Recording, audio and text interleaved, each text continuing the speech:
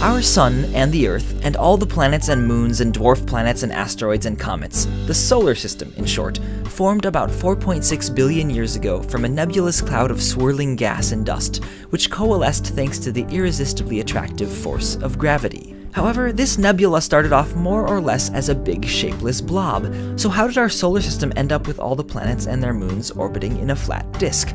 I mean, we've all seen the planetary model of the atom, which is definitely wrong when applied to atoms, but it also kind of suggests that planets might revolve around the sun every which way. So is our solar system somehow special in its flatness? Or is the planetary model of the atom doubly wrong? Well, our solar system definitely isn't alone. Many exoplanet star systems are flat, a lot of galaxies are flat, black hole accretion disks are flat, Saturn's rings are flat, etc. So why, when there's all of 3D space to fill, does the universe have this preference for flatness? The answer has to do with two things: collisions and the fact that we live in 3 dimensions. Bear with me.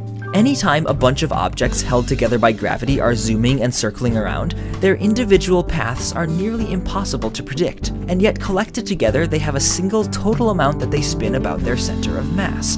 It may be hard to figure out exactly what direction that rotation is in, but the mathematics implies there must be some plane in which the cloud, taken as a whole, spins. Now, in 2 dimensions, a cloud of particles rotating in a plane is flat by definition. It's in 2 dimensions. But in 3 dimensions, even though the rotation of the cloud is given by one plane, particles can whiz around far up and down from that plane. As the particles bump into each other, all the up and down motion tends to cancel out, its energy lost in crashing and clumping. Yet the whole mass must continue spinning inexorably, because in our universe, the total amount of spinning in any isolated system always stays the same. So over time, through collisions and crashes, the cloud loses its loft and flattens into a spinning, roughly 2-dimensional disk shape, like a solar system or spiral galaxy. However, in 4 spatial dimensions, the math works out such that there can be 2 separate and complementary planes of rotation, which is both really hard for our 3D thinking brains to picture, and also means there's no up and down direction in which particles lose energy by collisions. So a cloud of particles can continue being just that, a cloud. And thus, only in 3 dimensions can a nebula or infant galaxy start out not flat and end up flat, which is definitely a good thing because we need all that matter to clump together in order for stars and planets to form, and for us, even those of us who think atoms look like this, to exist.